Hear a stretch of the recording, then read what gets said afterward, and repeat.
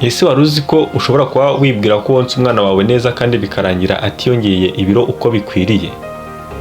Ese wari uzi ko ushobora kuba wonsa umwana wawe ukabona arahaze nyamara bikarangira ubona ibiro bye bitiyongera nk'uko byakabaye byiyongera?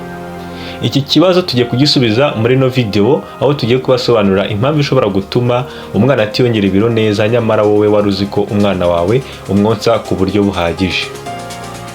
Niba uri mushyashya kuri no YouTube channel ndetse nawe uhasanzwe, mwese muhawe ikaze, kandi niba utarakanda subscribe wakanda subscribe kugira ngo utajya ucikwa n'ibiganiro binyura hano kuri Delphi_Olivier bivuga ku buzima hanini biba bigamije mu kudufasha kumenya uko twabungabungamo ubuzima bwacu. Muri iyi video rero tugiye gusubiza ikibazo twabajijwe n'umukunzi wacu, aho yatubajije impamvu ishobora gutuma umubyeyi yibwira ko yonsa umwana neza ndetse abona namwonsa agahaga nyamara bikarangira umwana we atiyongeye ibiro nk'uko bikwiriye. Ibi rero bishobora guterwa n'impamvu zigiye zitandukanye, ariko imwe mu mpamvu ikunze kugaragara ko ariyo ntandaro yabyo tugiye kwibasobanura hano kuri Delphi_Olivier, ndetse unasobanukirwe n'uburyo ushobora kwirinda iki kibazo.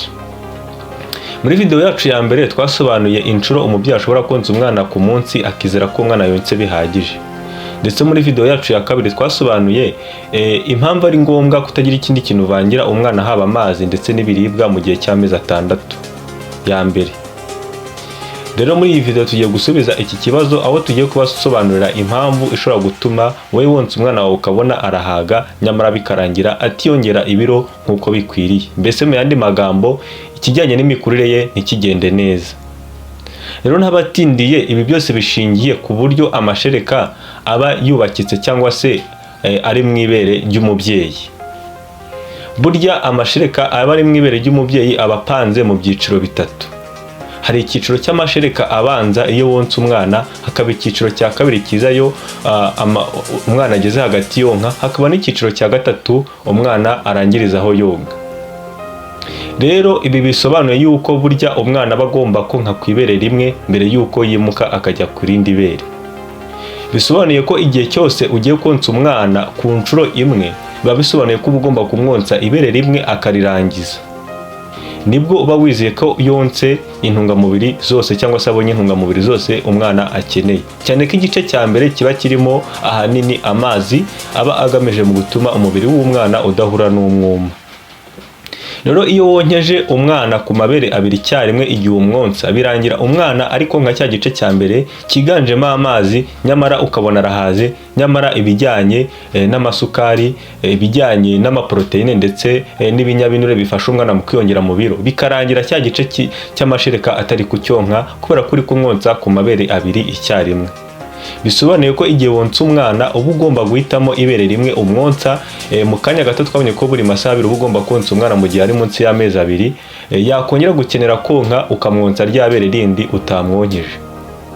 Mbese mu yandi magambo, ugomba kwirinda konsa amabere abiri icyarimwe ku nshuro imwe uri konsa umwana, kuko iyo ubikoze gutyo birangira umwana ari kwifatira amashereka ahanini akozwe n'amazi gusa, nta binure bihagije ari kubona n'amaproteine ahagije azamufasha mu kwiyongera ibiro.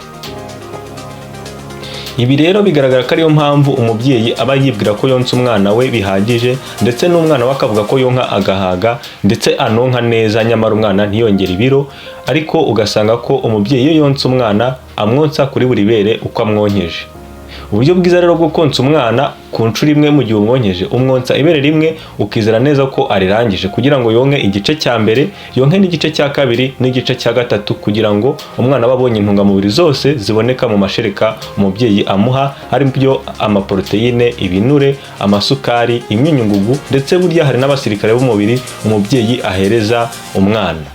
Rero kugira ngo ibyo bintu byose wizere ko umwana yabibonye, nuko umwonsa ibere rimwe, amashereka arimo akayarangiza, ibyo byiciro bitatu by'amashereka byose akabirangiza.